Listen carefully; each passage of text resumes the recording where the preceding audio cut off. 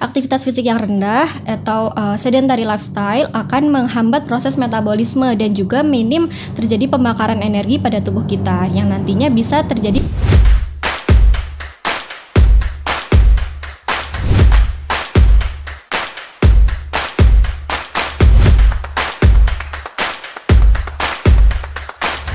Halo sahabat sehat, selamat datang di Lini Podcast episode terbaru hari ini. Perkenalkan, saya Elizabeth Mareta Kristianti Girsang SGZ, mahasiswa profesi Dietitian IPB University. Oke, sebelum kita mulai episode hari ini, buat sahabat semua jangan lupa untuk klik like, komen, dan subscribe di channel YouTube kami untuk selalu update terkait informasi-informasi terkini seputar kesehatan.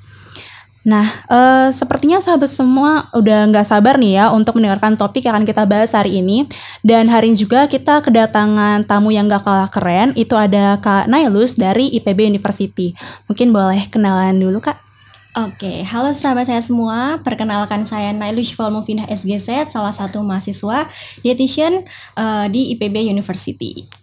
Oke, gimana nih Kak kabarnya hari ini? Alhamdulillah baik nih Kak Abed. Kak Abed juga gimana kabarnya? Puji Tuhan, aku juga baik ya Kak. Dan semoga sahabat sehat semua kabarnya baik-baik ya yang sedang mendengarkan. Nah, untuk topik kita hari ini itu judulnya Muda Terencana, Tua Tanpa PJK. Ini topiknya menarik ya Kak. Mungkin sebelumnya kita sudah ada satu episode yang membahas lebih lengkap apa itu PJK. Jadi sahabat semua mungkin bisa tonton dulu ya di episode sebelumnya itu untuk lebih tahu tentang pengertian PJK. Untuk topik hari ini kita akan bahas lebih lanjut sama Kak Nailus terkait gaya hidup seperti apa sih yang bisa kita terapkan dari muda agar kita bisa terhindar dari PJK. Oke, kita mulai dulu dari faktor resikonya ya. Faktor resiko utama terjadinya penyakit jantung koroner adalah gaya hidup yang tidak seimbang. Contohnya adalah diet yang tidak sehat, kemudian aktivitas fisik yang rendah, tingkat stres yang tinggi, kemudian juga kebiasaan merokok, dan juga kebiasaan minum alkohol. Gaya hidup seperti ini berpotensi terjadinya penyakit hipertensi atau darah tinggi, kemudian diabetes mellitus yang nantinya juga bisa berdampak pada penyakit jantung koroner ini. Nah, jadi sebaiknya teman-teman atau sahabat sehat semua bisa memperhatikan makanan yang dikonsumsi dengan memilih bahan makanan yang baik untuk dikonsumsi di tubuh kita. Oke, jadi sebaiknya kita menerapkan gaya hidup yang seimbang ya Kak. Mungkin kita bahas dari segi makanan dulu nih Kak. Kalau dari makanan sendiri, kita kira-kira harus pilih makanan seperti apa sih Kak? Biar sahabat semua itu yang nonton bisa mulai pilih-pilih nih makanan yang dianjurkan untuk dikonsumsi. Oke, untuk pilihan makanannya nggak ribet kok. Prinsipnya adalah makanan yang tinggi serat, rendah kolesterol, kemudian mulai membatasi makanan yang tinggi gula, garam, dan juga lemak jenuhnya. Nah, untuk pilihan makanan yang tinggi serat ini bisa dimulai dari makanan yang biasa kita konsumsi, yaitu bahan makanan pokok. Nah, kita memilih makanan pokok dengan sumber karbohidrat kompleks. Contohnya adalah roti gandum, jagung, kentang, nasi merah. Kemudian kalau untuk sumber karbohidrat yang sederhana, contohnya adalah makanan-makanan yang terbuat dari tepung terigu. Contohnya seperti kue, kemudian mie, kemudian roti putih seperti itu. Nah, itu kadar gulanya atau seratnya itu rendah, jadinya harus kita kurangi konsumsinya seperti itu. Nah, selain makanan pokok juga serat pastinya banyak ditemukan di sayur dan juga buah. Makanya di Kemenkes juga ada anjuran untuk mengonsumsi sayur dan buah kurang lebih 3 sampai 4 porsi dalam sehari seperti itu. Namun perlu diperhatikan juga untuk bisa memilih buah yang tidak terlalu manis karena atau terlalu matang untuk menghindari kadar gula yang berlebih. Seperti itu. Oke, jadi makanan yang kita pilih itu sebaiknya tinggi serat dengan konsumsi makanan dari sumber karbohidrat kompleks, buah, dan sayur setiap harinya ya Kak. Kalau dari lauk pauk sendiri nih Kak, kira-kira kita baiknya konsumsi yang seperti apa? Oke, kalau untuk lauk pauk, prinsipnya adalah yang tinggi protein, kemudian rendah kolesterolnya. Contohnya adalah ikan, kemudian kacang-kacangan seperti tempe, tahu, kemudian minyaknya juga minyak yang dari nabati. Kemudian kita juga mulai bisa membatasi makanan yang tinggi kolesterol. Contohnya adalah daging merah yang banyak gajinya, kemudian bagian kulit, kemudian jeroan, kemudian juga makanan-makanan yang dimasak dengan digoreng seperti itu. Oke Kak, kan tadi Kak Nailus ada menyebutkan makanan yang digoreng itu kurang baik ya Kak. Tapi sepertinya anak muda zaman sekarang ini kan lebih suka makanan yang digoreng ya Kak. Dan lebih banyak juga di luar itu jajanannya yang digoreng gitu, seperti gorengan, terus ada ayam geprek juga. Padahal tadi katanya makanan digoreng itu justru kurang sehat. Nah, kalau misalkan dari jenis pengolahannya ini sepertinya yang baiknya tuh gimana ya, Kak?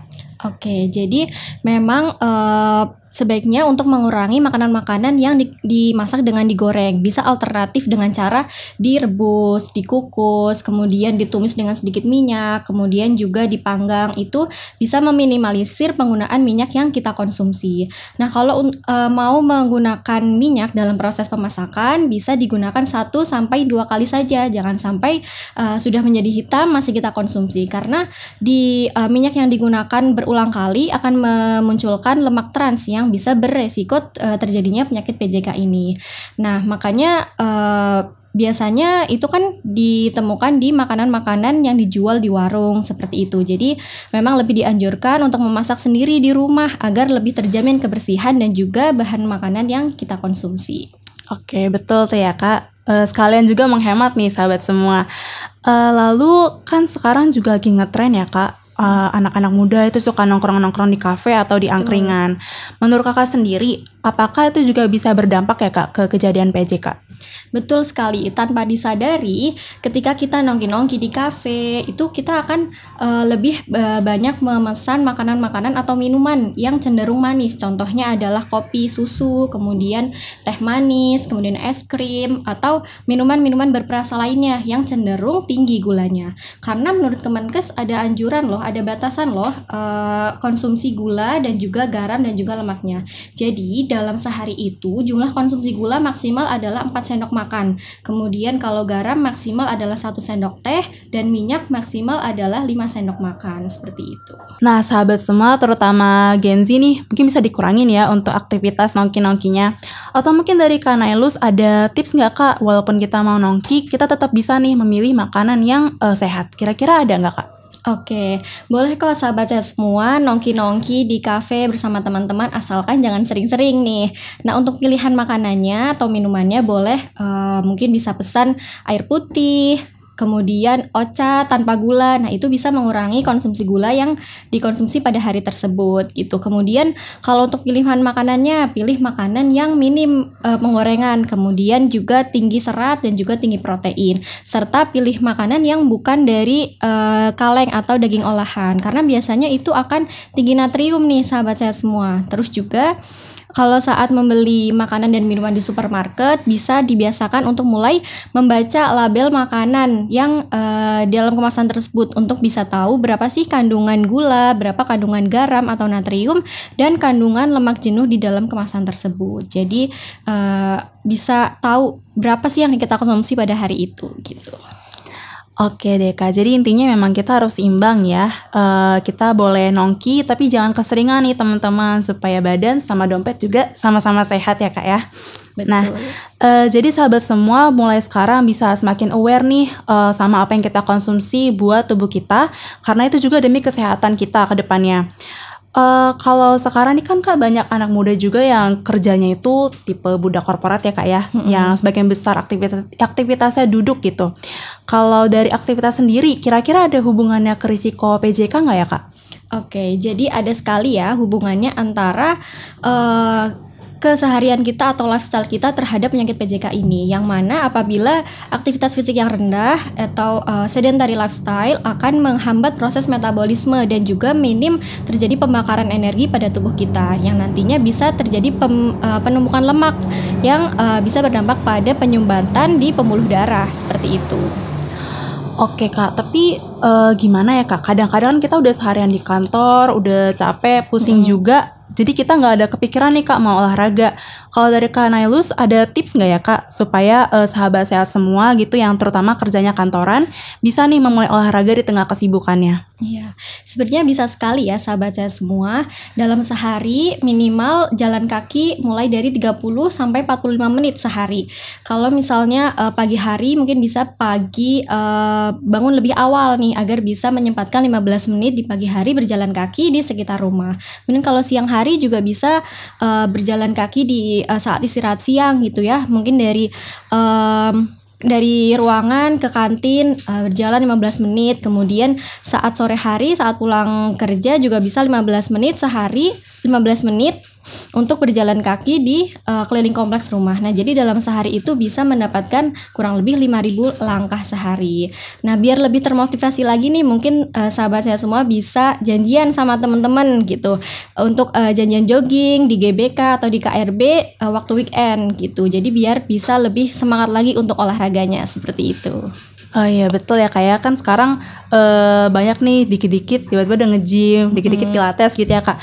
Tapi kalau misalkan kita nggak sempet nih Kak mau olahraga di luar gitu, ada nggak ya Kak kira-kira cara biar kita tetap olahraga walaupun nggak pergi keluar atau di rumah aja gitu mungkin Kak? Iya, sekarang kan kayaknya udah banyak nih jenis-jenis olahraga yang bisa kita lakukan di rumah. Bisa dengan menonton tutorial YouTube untuk melakukan senam di rumah seperti itu. Kemudian juga bisa olahraga-olahraga ringan yang dilakukan di rumah seperti angkat push up atau squat gitu. Nah, jadi sebisa mungkin di dalam rumah itu membiasakan lebih banyak bergerak dan jangan terlalu banyak duduk apalagi rebahan seperti itu.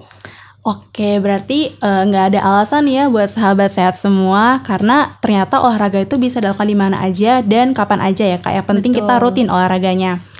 Oke, ini juga bisa nih buat sahabat semua apalagi sama teman atau pacar pastinya akan lebih bersemangat ya Kak olahraganya. Betul sekali. Oke, menarik ya sahabat sehat semua. Jadi tunggu apa lagi nih? Yuk kita bisa mulai kebiasaan-kebiasaan sehat kita dari mulai hal kecil gitu kita ubah dan kiranya nanti kebiasaan tersebut bisa membuat kita terhindar dari penyakit jantung koroner di masa tua. Karena ini kita udah mau selesai ya Kak, mungkin sebelum kita menutup sesi podcast hari ini, dari Kak Nailus ada pesan terakhir mungkin buat kakak-kakak dan teman-teman kita yang sedang mendengarkan. Oke, iya, kesehatan adalah investasi terbesar kita ya sahabat saya semua. Jadi cintai dan hargai tubuhmu dengan selalu menjaga kesehatan. Makan dengan sehat, tidur dengan baik, bernapas dengan dalam, dan bergerak dalam harmoni. Oke deh, siap berubah dengan kebiasaan lebih sehat ya Kak. Betul. Semoga sahabat sehat semua juga semakin termotivasi nih untuk merubah kebiasaan yang buruk menjadi kebiasaan yang sehat. Kalau begitu, sekian untuk episode podcast hari ini. Terima kasih sudah mendengarkan dan sampai jumpa di episode selanjutnya. Jangan lupa untuk klik like, komen, dan subscribe channel YouTube-nya ya. Dadah! Terima kasih sudah menonton. Jangan lupa like, comment, share, dan subscribe ya.